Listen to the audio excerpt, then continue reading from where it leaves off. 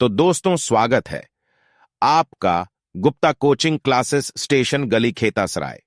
आज मैं आप लोगों को उत्तर प्रदेश बोर्ड कक्षा 8 विषय विज्ञान में पाठ 4 के अभ्यास प्रश्नों का हल बताऊंगा। तो शुरू करते हैं। पाठ 4 खनिज एवं धातु। इसके अभ्यास प्रश्नों को हल करेंगे। देखिए पहला प्रश्न, इसमें प्रश्न को पढ़ के जो ऑप्शन दिए हैं उसमें से सही ऑप्शन पे सही का टिक मारना है, सही का निशान लगाना है।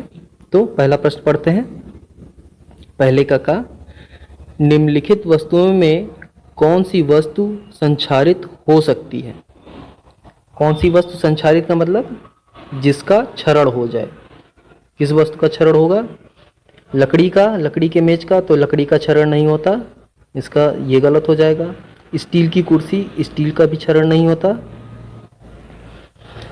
खुले स्थानों पर रखी लोहे की छड़, तो लोहे का क्षरण होता है अगर वो ऑक्सीजन और नमी के संपर्क में रहे तो।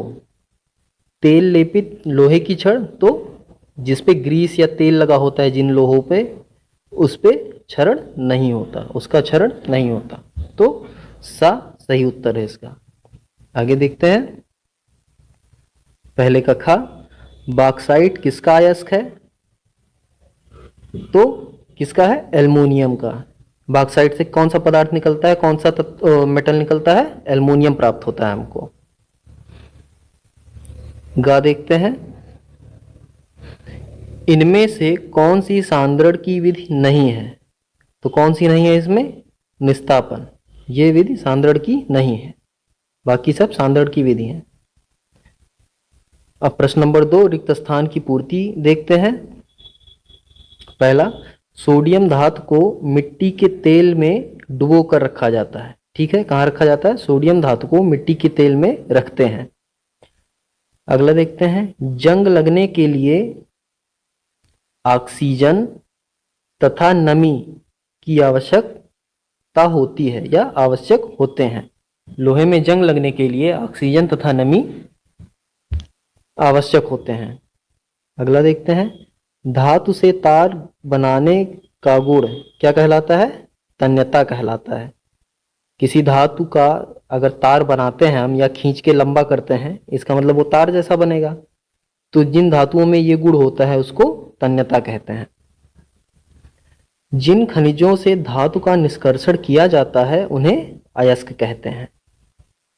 ठीक, जिन खनिजों से धातु का निष्कर्षण किया जाता है उन्हें अयस्क कहते हैं। हाँ, लेकिन यहाँ के लिए जिन खनिजों से धातु का निष्कर्षण अधिक मात्रा में होता है उन्हें अयस्क कहते हैं। ठीक, जिन खनिजों से धातु का निष्कर्षण अधिक मात्रा में होता है उन्हें अयस्क कहते हैं। आगे देखते हैं। प्रश्न नंबर 3, इसमें हर कथन के सामने सही गलत का निशान लगाना है। जो कथन सही है उसके सामने सही और जो गलत है उसके सामने गलत का चिन्ह लगाना है। तो पहला पढ़ते हैं। तीसरे का हीरा कार्बन का रूप है, तो ये सही है। हेमेटाइट एल्युमिनियम का अयस्क है, गलत। एल्युमिनियम का अयस्क क्या होता है? बॉक्साइट। धातु ऑक्सीजन से अपक्रिया करके धातु ऑक्साइड बनाते हैं, सही है। ऑक्सीजन से कोई भी धातु ऑक्सीजन से क्रिया करेगी तो ऑक्साइड बनाएगी। क्वार्ट्ज धात्विक खनिज है, गलत, क्योंकि क्वार्ट्ज जो है वो क्या है? नॉन मेटल यानी अधातु है, इसलिए इसको धात्विक खनिज नहीं कहेंगे, अधात्विक खनिज है ये। संगमरमर चूने के पत्थर से बनता है, सही है। संगमरमर का अयस्क चूने का पत्थर होता है। आखिरी देखते हैं। निस्तापन की क्रिया में अयस्क को वायु की उपस्थिति में गर्म किया जाता है, ये गलत है। चलिए अब प्रश्न नंबर 4 देखते हैं। इसमें मिलान कर रहा है, जिसका मिलान सही हो उसके सामने वो लिख देना है। तो यहाँ पे देखिए मिलान करके लिखा हुआ पहले से ही। तो बॉक्साइट किसका? बॉक्साइट का संबंध किससे है? एल्युमिनियम से, यानी ये सही है। गैलेना का संबंध लेड यानी सीसा से है। हेमेटाइट आयरन का अयस्क होता है। पायरोलुसाइड ये मैग्नीज का अयस्क होता है। ठीक, तो ये मिलान हो गया। पांचवा प्रश्न देखते हैं, पांचवें का खनिज तथा अयस्क में अंतर क्या है ये बताना है, क्या अंतर है ये बताना है। तो उत्तर देखते हैं इसका। खनिज वह पदार्थ है जिसे जमीन के अंदर खुदाई करके प्राप्त किया जाता है या भूपर्पटी से, पृथ्वी की जो भूपर्पटी होती है उससे प्राप्त किया जाता है। परंतु जिन खनिजों से धातु का निष्कर्षण सरलता पूर्वक किया जाता है या अधिक मात्रा में किया जाता है उन्हें अयस्क कहते हैं। ठीक, ये हो गया दोनों में अंतर। अब पांचवें का अगला देखते हैं, खा धातु कर्म से क्या समझते हैं। इसका उत्तर देखते हैं। किसी अयस्क से धातु की प्राप्ति तथा उसके शुद्धिकरण की विधि को धातु कर्म कहते हैं। कोई भी अयस्क है या कोई खनिज है, उससे हम जो धातु प्राप्त करना चाहते हैं उसको प्राप्त करके उसका शुद्धिकरण करते हैं, इस पूरी प्रक्रिया को धातु कर्म कहते हैं। अब अगला प्रश्न देखते हैं, ग धातुओं की आघातवर्धनीयता तथा तन्यता के गुण का क्या अर्थ है। देखिए इसका उत्तर, धातुओं को पीटकर चादरों के रूप में परिवर्तित करने के गुण को आघातवर्धनीयता कहते हैं तथा धातुओं को खींचकर तार के रूप में परिवर्तित करने के गुण को तन्यता कहते हैं। किसी पदार्थ को या कोई मेटल है, कोई धातु है, उसको हम हथौड़े से पीट पीट करके खूब पीटते हैं और वो क्या होता है, चपटा हो जाता है। तो उसको जितना अधिक हम चपटा कर ले जाएंगे वही उस पदार्थ की आघातवर्धनीयता होती है। और किसी धातु को हम गर्म करके या किसी भी तरह से अगर खींचते हैं और वो तार का स्वरूप ले लेती है, चाहे तार कितना भी पतला हो, कितना भी महीन हो, अगर उस रूप में आती जाती है वो, तो उसको हम तन्यता कहते हैं, उस धातु की तन्यता कहेंगे। अगला प्रश्न देखते हैं, धातुओं का संक्षारण क्या है। संक्षारण मतलब जैसे लोहे का संक्षारण, उसी को लोहे के संक्षारण को हम क्या कहते हैं सामान्य भाषा में, जंग लगना। ठीक, लोहे में जो जंग लगता है उसी को संक्षारण या क्षरण कहते हैं लोहे का। चलिए इसका उत्तर देखते हैं। कुछ धातुओं को नम हवा में रखने अथवा वर्षा ऋतु में पानी में पड़े रहने पर उनकी सतह पर एक प्रकार की भूरे रंग की तह, जिसको जंग या लेप, जंग लेप कहते हैं, ठीक, जम जाती है। इस प्रकार धातु कमजोर हो जाती है। इस क्रिया को धातु का संक्षारण कहते हैं। अब हर धातु में अलग अलग तरह से, तो लोहे में भूरे रंग का होता है, तो और एल्युमिनियम में किसी और तरह का ऑक्साइड के रूप में होता है। ठीक, तो सबका अलग अलग तरह से होता है, लेकिन संक्षारण होता है किसी ना किसी कारण से। हर धातु का अलग अलग कारण हो सकता है संक्षारण का। लोहे के ऊपर भूरे रंग की जंग लगना तथा जस्ते के ऊपर सफेद रंग की जंग लगना इसके उदाहरण है। ठीक, देखा आपने, लोहे के ऊपर भूरे रंग का जो पदार्थ जमता है उसे कहते हैं कि लोहे में जंग लग गया। उसी प्रकार जस्ते के ऊपर सफेद रंग का जमता है तो उसे कहेंगे जस्ते में जंग लगना। दोनों का रंग अलग अलग होता है, यानी अलग अलग तरीके से संक्षारण होता है। चलिए आगे देखते हैं अगला प्रश्न। मुक्त अवस्था में पाए जाने वाले किन्हीं दो धातुओं के नाम लिखिए। तो ये उत्तर देखिए, एक सोना हो गया, एक चांदी, या साथ में प्लेटिनम भी लिख सकते हैं। सोना, चांदी, प्लेटिनम, ये सारे क्या हैं, मुक्त अवस्था में प्राप्त होने वाले धातु। अगला देखते हैं, मिश्र धातु क्या होती है। देखिए मिश्र धातु का क्या कहते हैं, जब दो धातुओं को किसी निश्चित मात्रा में हम मिलाते हैं, उनसे जो नया धातु प्राप्त होता है उसे मिश्र धातु कहते हैं।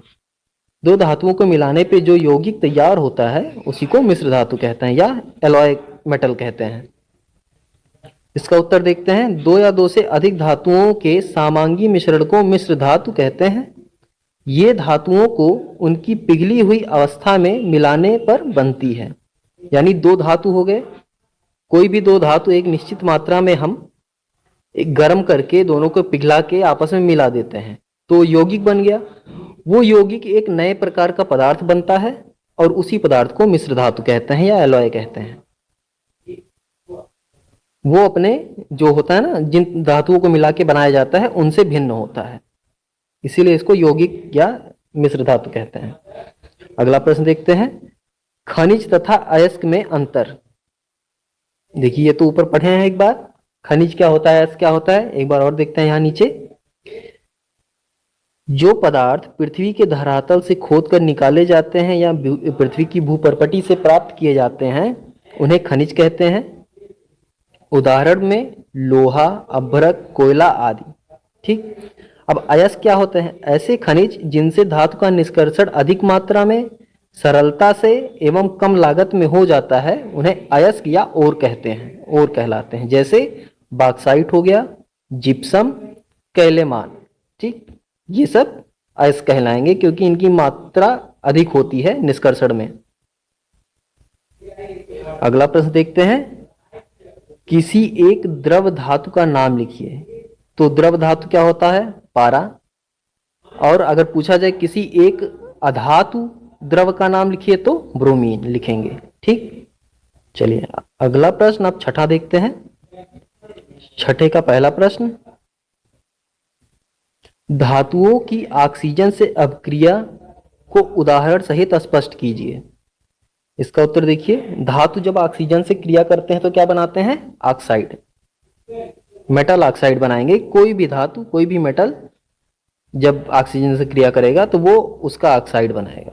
चलिए उत्तर देखिए, धातु ऑक्सीजन के साथ क्रिया करके धातु ऑक्साइड बनाते हैं। उदाहरण, पहला उदाहरण देखिए,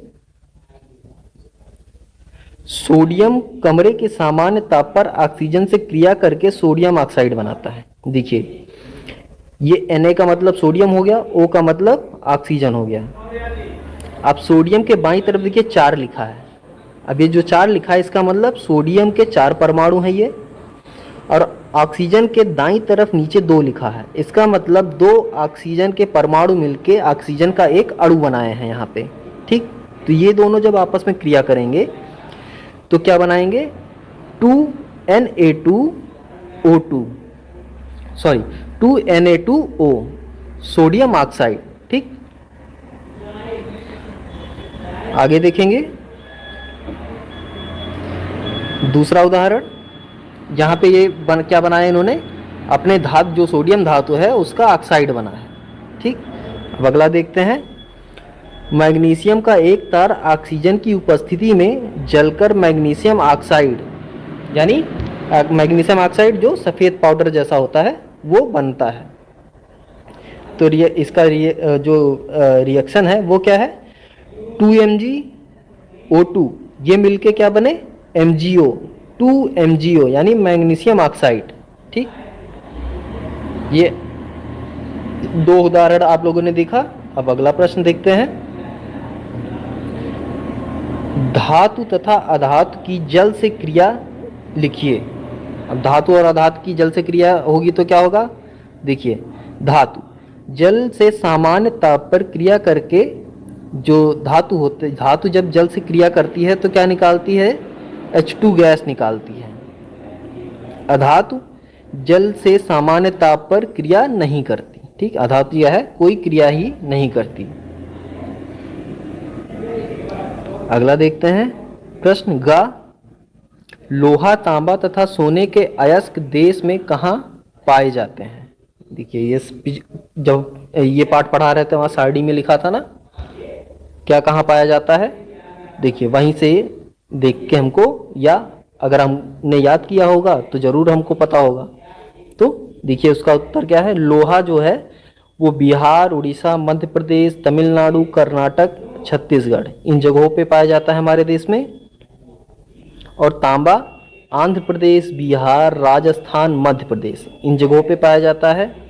और सोना जो है वो मुक्त अवस्था में कहाँ पाया जाता है? सोना मुक्त अवस्था में ही पाया जाता है। कहाँ पाया जाता है? कोलार की खान जो कि कर्नाटक में है, और आंध्र प्रदेश में भी पाया जाता है। अगला प्रश्न देखिए, धातुओं की जल के साथ अपक्रिया को 2 उदाहरण द्वारा स्पष्ट कीजिए। अब धातु का जल से क्रिया करा के हमको बताना है, इसके 2 एग्जाम्पल, 2 उदाहरण हमको बताने हैं। चलिए उत्तर देखते हैं इसका। धातु जल के साथ क्रिया करके धातु हाइड्रोक्साइड, ऑक्साइड तथा हाइड्रोजन गैस बनाते हैं। ठीक, ऑक्साइड, हाइड्रोक्साइड और हाइड्रोजन गैस बनाते हैं। उदाहरण जैसे पहला देखिए, पहला उदाहरण, सोडियम, अब सोडियम धातु जल के साथ तीव्र गति से अपक्रिया करके सोडियम हाइड्रोक्साइड तथा हाइड्रोजन गैस बनाता है। देखिए यह है सोडियम के 2 परमाणु और जल के 2 परमाणु। ठीक, जब आपस में क्रिया करेंगे तो 2 परमाणु बनेंगे सोडियम हाइड्रोक्साइड के और हाइड्रोजन गैस साथ में निकलेगी। ये हाइड्रोजन गैस निकलती है। दूसरा उदाहरण देखते हैं। मैग्नीशियम भाप या गर्म पानी के साथ क्रिया करके मैग्नीशियम ऑक्साइड तथा हाइड्रोजन गैस बनाता है। Mg मतलब मैग्नीशियम, H2O मतलब जल, ये दोनों आपस में क्रिया किए तो MgO plus magnesium oxide, MgO मतलब मैग्नीशियम ऑक्साइड प्लस H2, ये H2 गैस निकलेगा यहाँ से।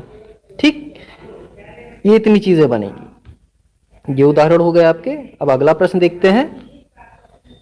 सोडियम धातु का जल तथा ऑक्सीजन से क्रिया का रासायनिक समीकरण लिखिए।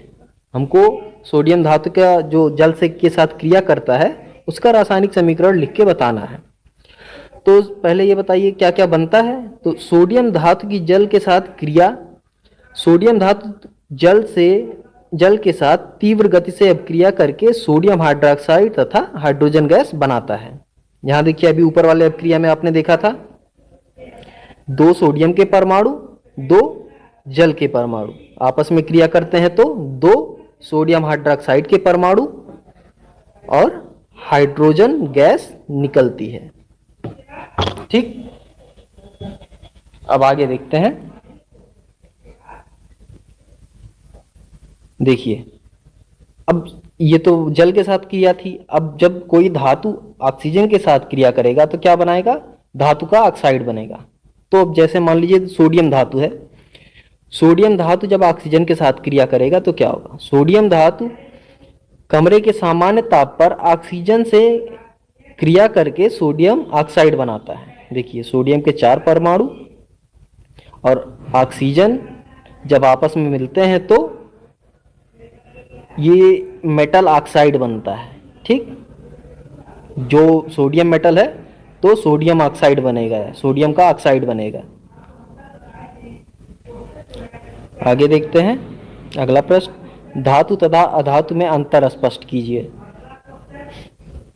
अब यहाँ पे एक तालिका दी है, तालिका से हम अंतर दोनों का बताएंगे, गुण के आधार पे अंतर बताएंगे। एक तरफ धातु है, एक तरफ अधातु है। पहला देखिए भौतिक अवस्था कैसी होती है दोनों की। तो भौतिक अवस्था धातु का होता है ठोस, कठोर और चमकदार होता है। वहीं जो अधातु का भौतिक अवस्था होता है वो द्रव या गैस होगा। हाँ, ठोस अवस्था में, ठोस नहीं ये ठोस है, ठोस अवस्था में कार्बन, सल्फर, आयोडीन और फास्फोरस, ये 4 चीजें, 4 जो अधातुएं हैं ये ठोस अवस्था में होती हैं, बाकी सब गैस या द्रव अवस्था में होती हैं। दूसरा घनत्व और गलनांक के आधार पर बताएंगे। तो धातु का जो है वो घनत्व और गलनांक अधिक होता है सोडियम को छोड़ के। सोडियम जो है वो धातु में एक अपवाद है, उसको छोड़ के बाकी घनत्व, सबका घनत्व और गलनांक अधिक होता है। और अधातु में घनत्व गलनांक कम होता है। तीसरा उष्मीय, ये उष्णीय नहीं उष्मीय है। ठीक, उष्मीय है, उष्मीय एवं विद्युत चालकता। तो धातु ऊष्मा और विद्युत दोनों का चालक होता है और अधातु ऊष्मा और विद्युत का कुचालक होता है। चौथा आघात वर्धनीयता और तन्यता। तो आघात वर्धनीयता एवं तन्यता के गुण धातु में होते हैं लेकिन अधातु में नहीं होते, इसलिए अधातु भंगुर एवं तन्यता विहीन होता है। आखिरी देखते हैं जल से क्रिया। तो सामान्य ताप पर क्रिया करके H2 गैस निकालता है। जो धातु होता है सामान्य ताप पर जल से क्रिया करके H2 गैस निकालता है, वहीं अधातु सामान्य ताप पर जल से क्रिया नहीं करता है। तो ये हो गए दोनों के अंतर। अब अगला प्रश्न देखते हैं। धातु के संक्षारण की रोकथाम के लिए अपनाई जाने वाली विभिन्न विधियों का वर्णन कीजिए। तो इसके लिए कई सारी विधियां हैं। पहली विधि देखते हैं, उत्तर देखिए इसका। पहली विधि पेंट का लेप चढ़ाकर। धातु की वस्तुओं की सतह पर पेंट लगाकर उसे क्षरण से बचाया जा सकता है। इसी कारण लोहे के फर्नीचर, लोहे के पुल, रेल के डिब्बे, बस, ट्रक आदि को पेंट किया जाता है। दूसरा देखते हैं, ग्रीस या तेल लगाकर। नए औजारों जैसे कैंची, चाकू, मशीन आदि पर ग्रीस या तेल लगाकर उन्हें क्षरण से बचाया जा सकता है। तीसरी विधि देखते हैं, गैल्वेनीकरण। इसका मतलब होता है धातु चढ़ाना, किसी धातु पे एक धातु की परत चढ़ाना। देखिए क्या होता है, लोहे को जंग से बचाने के लिए लोहे की चादर या अन्य पात्र को पिघले हुए जस्ते में डुबो देते हैं, जिसके कारण लोहे पर जस्ते की एक पतली परत जम जाती है। इस लोहे का उपयोग बाल्टी, टंकी आदि बनाने में किया जाता है। अब अगली विधि देखते हैं, इलेक्ट्रोप्लेटिंग। इलेक्ट्रोप्लेटिंग विद्युत लेपन, विद्युत का इस्तेमाल करके किसी और धातु का परत चढ़ाना, यह भी एक तरह का प्लेटिंग ही होता है, परत चढ़ाना होता है। कुछ धातु जैसे क्रोमियम, निकेल तथा टिन वायुमंडल में उपस्थित ऑक्सीजन एवं नमी से प्रभावित नहीं होते। लोहे का क्षरण रोकने के लिए उसके चारों ओर क्रोमियम या टिन की इलेक्ट्रोप्लेटिंग की जाती है। एल्युमिनियम को क्षरण से बचाने के लिए उसके ऊपर एल्युमिनियम ऑक्साइड का विद्युत लेपन कर दिया जाता है। एक विधि देखते हैं, मिश्र धातु बनाकर या एलॉय बना के। कभी कभी एक धातु से में दूसरी धातु या अधातु मिलाने पर वह अधिक कठोर, अस्थायी तथा संक्षारण से सुरक्षित हो जाता है। स्टील, लोहा तथा कार्बन का मिश्रण मिश्र धातु है, जिसमें आसानी से जंग नहीं लगता। ठीक, ये सारी विधियां हैं संक्षारण से बचाने के लिए। अगला प्रश्न देखते हैं, तवे के हैंडल में लकड़ी लगी होती है, क्यों?